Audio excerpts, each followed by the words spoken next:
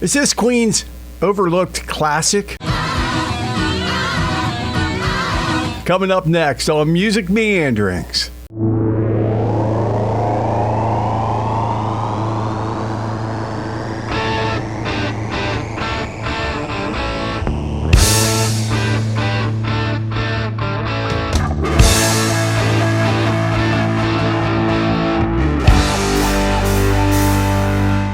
Hi, I'm Mike Lamneck. It is Music Meanderings. Hope you're enjoying your day, and thanks for joining us. Today we're going to talk about Queen, one of my favorite bands, and I discovered Queen by purchasing the Killer Queen single. Back when it came out, that was really the first that Queen was on my radar. After that, I had a childhood friend that showed me all three of those early albums about the time that Night at the Opera came out, and I've been a Queen fanatic ever since. Legendary British rock band Queen formed in 1970. Freddie Mercury, of course, Brian May, Roger Taylor. Now, I wasn't aware of this, but they played with three other bass players before finally settling on John Deacon to complete the classic lineup. Now, before forming Queen, Brian May and Roger Taylor had played together in the band Smile. Mercury was actually a fan of the band, encouraged him to experiment with more elaborate stage and recording techniques,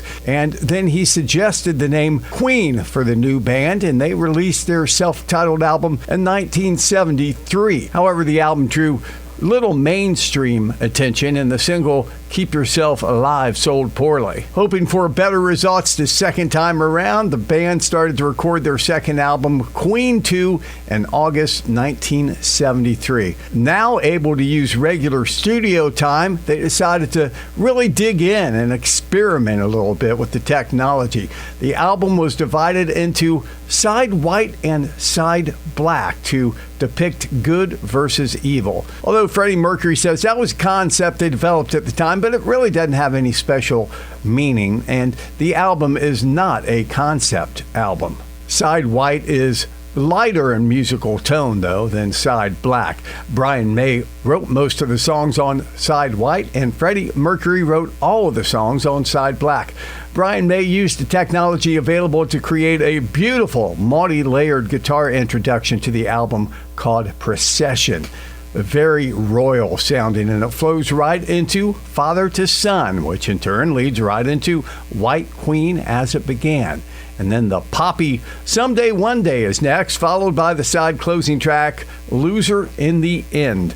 Roger Taylor sings it, and it's the most straight-ahead rocker, really, on side white. Now, side black includes the Freddie Mercury composition, The Fairy Feller's Master Stroke, based on the painting of the same name by Richard Dadd, and it flows right out of the hard-rockin' opening track, Ogre Battle, one of my favorites. Now, this song was also a concert favorite, remained in their set list for many years.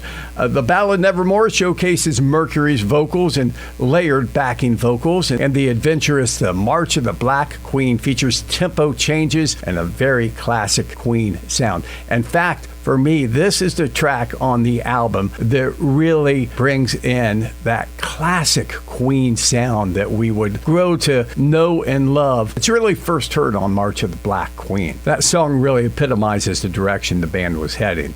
The more mellow, Funny How Love Is, and the single 7 Seas of Rye close out the album. Now, after the commercial failure of their first single, Keep Yourself Alive, from the debut album, Queen decided it needed a single without a lengthy guitar intro. Needed to get right into the meat of the song. So 7 Seas of Rye was recorded with the specific intention of being the album's lead-off single. Queen 2 was released in March 1974, featuring the iconic Marlene Dietrich-inspired image of the band on the cover. If it looks familiar, well, it's the image that would later be used as the basis for the classic Bohemian Rhapsody music video. Brian May says, with Queen 2, they were trying to push studio techniques to a new limit for rock groups. About the album, Roger Taylor says they were really proud over what they had accomplished, but then the record really got bad reviews. In spite of the initial reviews that criticized the band for being excessive and self-indulgent, Queen 2 enjoyed chart success in the UK, peaking at number 5. It also reached number 49 in the US, improving on their debut album, Queen, which just peaked at number 83. Well, I would place Queen 2 proudly as my favorite Queen album. As I said earlier, this is just the Queen album that really introduced us to that classic Queen sound that they would develop on further releases. If you haven't listened to it yet and you're a Queen fan, this is definitely something you need to check out. Queen 2, an overlooked classic. I'm Mike Lamneck, and this has been Music Meanderings.